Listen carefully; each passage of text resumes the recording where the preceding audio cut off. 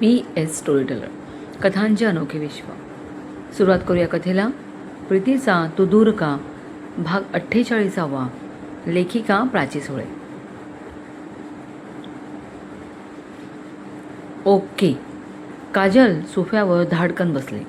हातातल्या फोल्डरकडे अतिप्रेमाने बघत त्यावर ओठ टेकवले. अखिलेशने दोघांसाठी ड्रिंक बनवले व तो तिच्यासमोर सोफ्यावर येऊन बसला. घे.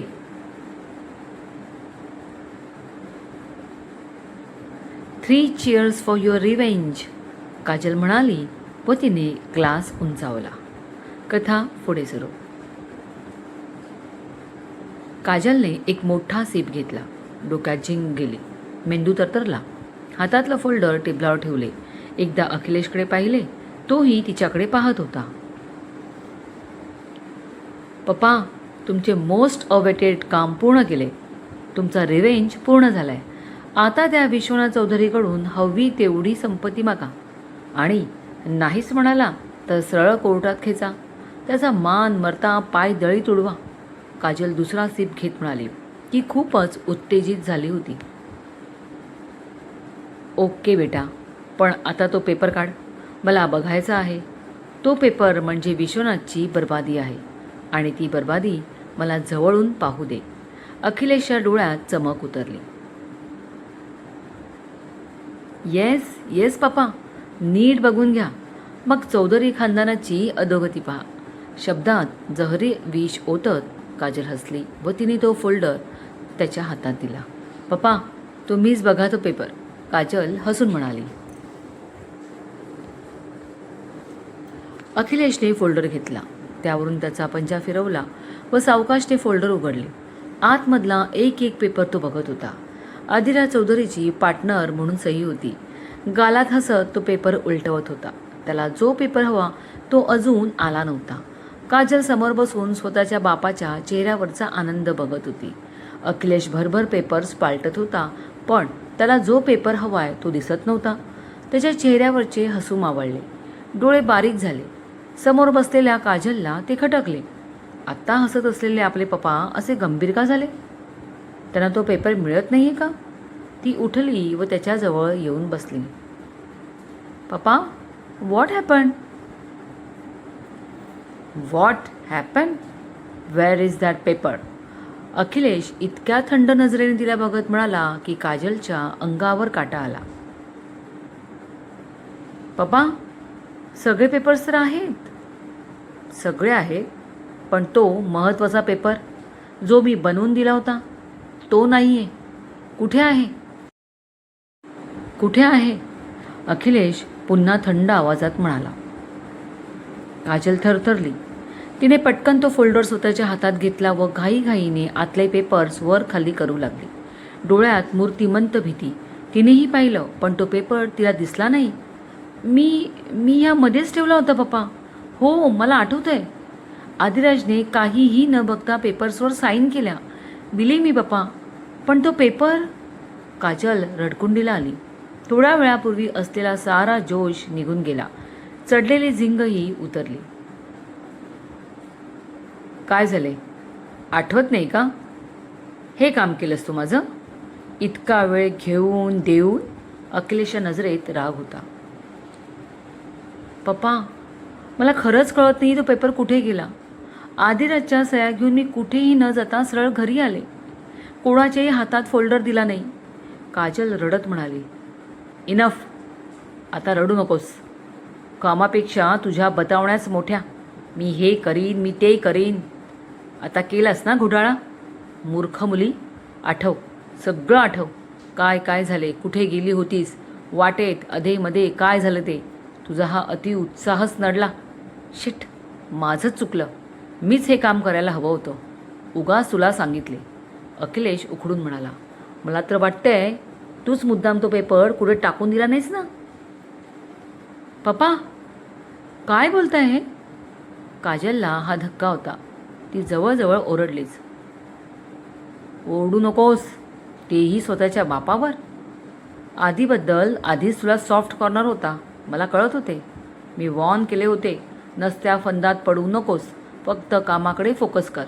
पण तुला प्रेमाचं भूत चढलं होतं. नो पप्पा नो, प्लीज असं बोलू नका. मी असं काहीच केलं नाही आहे. तो पेपर होता त्या फोल्डरमध्ये. काजल रडायला लागली. एक वेळ अपयश परवडेल, पण तिच्या पप्पांनी तिच्यावर दाखवलेला अविश्वास, केलेला आरोप तिला मरणासारखे होते. दोन्ही हातात चेहरा झाकून ती रडू लागली. आता बस कर अँड डोंट क्राय. शेवटी माती खाल्लीस. आता स्टे अवे फ्रॉम धिस. मी बघेन काय कळतं ते. तुझी मदत नको. झाली तेवढी पुरे झाली. बोलून अखिलेश झटक्यात उठला, हातातलं फोल्डर तिच्याकडे भिरकावलं व ताड ताड पावलं टाकत त्याच्या रूमकडे निघून गेला. जाताना त्याने कुकला बोलावून त्याचं जेवण त्याच्या रूममध्ये आणून दे असे सांगितले. काजल पुरती कोलमडली. पाणावलेल्या डोळ्यांनी ती जाणाऱ्या अखिलेशला बघू लागली. ज्यांच्यासाठी एवढं केलं, स्वतःच्या भविष्याचा विचार केला नाही. त्यांच्या चुकीच्या कामात साथ दिली, चुकीच्या मार्गावर चालली. त्याच माझ्या पप्पांनी माझ्यावर खोटे आरोप केले, अविश्वास दाखवला. नाही, असं कसं पप्पा तुम्ही तुमच्या मुलीवर आरोप केले, तिला एकटं पाडलं? पप्पा मी खोटी नाही आहे, मी नाही फसवलं हो तुम्हाला. आता काजल हमसून रडू लागली. तिला सगळं असह्य झालं. डोळे पुसून ती ताडकन उठून उभी राहिली. डोळे कोरे, निर्विकार, काहीतरी दृढ निश्चय केल्यासारखे. जवळच टेबलावर ठेवलेली तिने कार की उचलली व विजेसारखी बाहेर पडली. कारमध्ये बसली व सुसाट कार पळवू लागली. 15 मिनिटांच्या ड्राईव्हनंतर ती वरळी सिफेसला आली. कारमधून उतरून सरळ चालत निघाली. संध्याकाळ उतरू लागलेली. सर्व दूर सांज साया पसरली होती. काजल एका अनामिक ओढीने पुढे पुढे सरकत होती. अपयशी चाल, डोळ्यात निराशा व मावळत्या दिवसाचा, आयुष्यात अंधकार.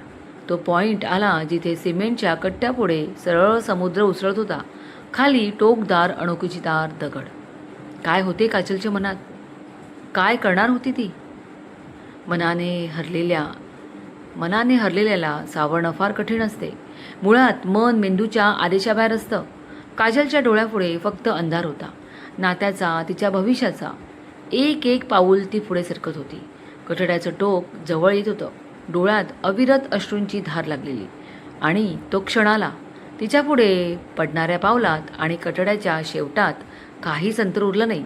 पुढे एक पाऊल आणि सगळं संपलं. फक्त काही सेकंद आणि काजलचं पाऊल पुढे पडलं. तिने डोळे गच्च मिटून घेतले. पण काहीतरी झाले. तिला अपेक्षित होतं पाण्यात आपण धपकन पडू, टोकदार दगडावर कपाळमोक्ष होईल. पण तसे काही झाले नाही. उलट आपण हवेत तरंगतोय असे वाटले. 1-2 क्षण असेच गेले व तिने हळूवार डोळे उघडले. समोर काळोखात बुडालेला अथांग समुद्र उसळत होता. पण तिचा हात कोणाच्या तरी हातात होता, घट्ट पकडलेला. तिने घाबरून बाजूला पाहिले आणि डोळे नक्कीच फसवतायत असं झालं. तिचा हात ज्याने घट्ट पकडला होता तो राकेश होता. तिच्याकडे रागाने आणि थोडं आश्चर्याने पाहत होता. तू? तिच्या तोंडून अस्पष्ट शब्द आले. हो मीच. खाली उतर. त्याचा राग मिश्रित आवाज तिला ऐकू आला.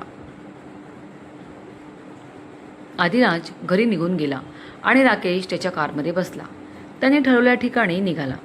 तो जात होता काजल महाजनच्या घरी, जी नुकतीच आदिराजच्या सह्या घेऊन गेली होती आणि ज्या कामासाठी आली होती तो कामाचा पेपर तिथेच ऑफिसमध्ये टाकून गेली होती. तिच्या असं खोटं वागण्याचा जाब विचारायला, आदिराजला नाहक दिलेल्या त्रासाचा बदला घ्यायला सुंदर नाजूक मुलगी समजता ती एवढी धूर्त पाताळयंत्रे असावी, ह्याचा राकेशला धक्का बसला. आता बस झालं. अजून भरपूर प्रकरण निस्तरायचे आहेत आदिला. आपणच हे निपटून टाकू हा विचार करून राकेश काजलच्या घरी धडकणार होता. काजलच्या बंगल्यासमोर कार पार्क करून तो सरळ आत घुसला. रागत होता. राकेश दाराजवळ पोचला. त्याच्या सुदैवाने दार उघडेच होते, पण बाहेरून तो हॉल किती मोठा आहे हे समजत नव्हते. थोडा विचार करून तो आत जाणार तोच त्याच्या कानावर काजलचा अतिउत्साही हसण्याचा आवाज आला. आत जाण्याऐवजी तो बाहेरच थांबला. ते काय बोलतायत हे ऐकायची ही संधी होती त्याला. काजलचं एक एक वाक्य त्याच्या कानावर पडत होतं. त्यात अखिलेशचा आवाज मिसळत होता. त्यांचं बोलणं ऐकून त्याच्या रागाचा पारा चढत होता आणि काहीतरी झाले. हसणारे आवाज शांत झाले अखिलेशचा राग काजलवर बरसू लागला. काजल रडवेली होऊन विनंती करत होती, सॉरी बोलत होती, पण अखिलेश ऐकत नव्हता. राकेशला समजायला जराही वेळ लागला नाही की त्यांच्यात बेबनाव कशावरून झाला. तोच पेपर जो ऑफिसमध्ये राहिला आणि आदिराजच्या सह्या घेण्याचे स्वप्न अधुरं राहिलं. थोड्या वेळात अखिलेश रागाने त्याच्या रूममध्ये गेला व धाडकन त्याने दरवाजा लावून घेतला. राकेश अजून काही मिनिटं तसाच उभा राहिला. त्याला आत जावे वाटत होते, पण त्याने जवळ येणारा पायरव ऐकला व पटकन दाराआड लपला. काजल तिरमिरीत बाहेर आली व तिच्या कारकडे गेली. क्षणात तिने कार स्टार्ट केली व सुसाट तिथून बाहेर काढली. काजलचा रागरंग बघून त्याच्या मनात शंका आली, काहीतरी चुकीचं होणार. राकेशने जराही वेळ न लावता त्याची कार गाठली व काजलच्या कारमागे पळवली. काजल वरळी सिफेसला आली. कार पार्क करून कोणी नसलेल्या त्या कठड्याकडे चालू लागली. राकेशला आलेली शंका खरी ठरली. तिच्या मनात काय आहे हे त्याने लगेच ओळखले व तिच्या मागे धावला. सोड सोड माझा हात, ती रागाने बोलली. आय सेड खाली उतर, तो तितक्याच जरबेने बोलला.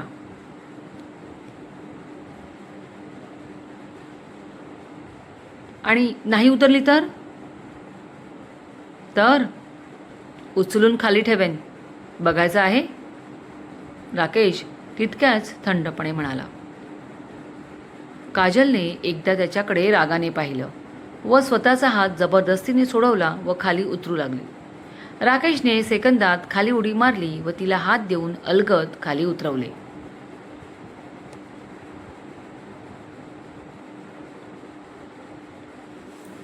मला हे अजिबात आवडले नाहीये, ती फणकारली. आणि मलाही आवडलं नाहीये तू जे केले आहेस ते, राकेश तिच्यावर नजर रोखत बोलला. चमकून तिने त्याच्याकडे पाहिलं. म्हणजे जर एखाद्याला मारायचे असते ना तर पूर्ण मारावं, अर्ध जखमी ठेवू नये, कारण जखमी वाघ किंवा मनुष्य कायम घातकच. जेव्हा ते बदला घेतात तेव्हा फक्त हाल होतात. राकेश समोर काळ्याशार पाण्यावर नजर रोखत म्हणाला. काजलने ती नजर पाहिली. भीतीची एक थंडगार लहर तिच्या मणक्यातून गेली. थंडी भरली. त्याला काय म्हणायचे ते तिला समजले आणि त्या कठड्यावर बसून ती हमसून रडू लागली. राकेशने तिचं जराही सांत्वन केलं नाही की तिला थांबवलं नाही. थोडा वेळ गेल्यावर त्याने त्याचा रुमाल तिच्या पुढे धरला. घे, तो बोलला. काजलने पटकन रुमाल घेतला व डोळे पुसले. तोपर्यंत त्याने तिथे असलेल्या स्टॉलवरून पाण्याची बाटली आणली व तिला दिली. अपराधी नजरेने तिने ती बाटली घेतली व पाणी प्याले. अर्धी बाटली रिकामी झाल्यावर थांबली. राकेशने ती बाटली घेतली व तो स्वतःही पाणी प्याला. Thanks. I don't want thanks. का असं केलंस? आणि खरं व प्रामाणिक उत्तर हवंय हं. हे बोलताना तो राकेश नाही हा भास काजलला झाला. तुटलेलं हरलेलं मन अपराधीपणाच्या जाणीवेने तिला आतून कमजोर बनवले. तिने डोळे पुसले व राकेशकडे पाहिलं. राकेशही तिच्याकडेच पाहत होता. क्रमश. मंडळी, काय असेल काजलचं मत? ती काय सांगणार आहे राकेशला? तेव्हा ऐकायला विसरू नका. प्रीतीचा तो दूर का. कथा कॉपी करण्यास सक्त मनाई आहे. कथेचे सारे हक्क लेखीकडे सुरक्षित. कथा लिखित व आवाज प्राची सोळे. कथेला हाईक करायला विसरू नका. मनपूर्वक धन्यवाद.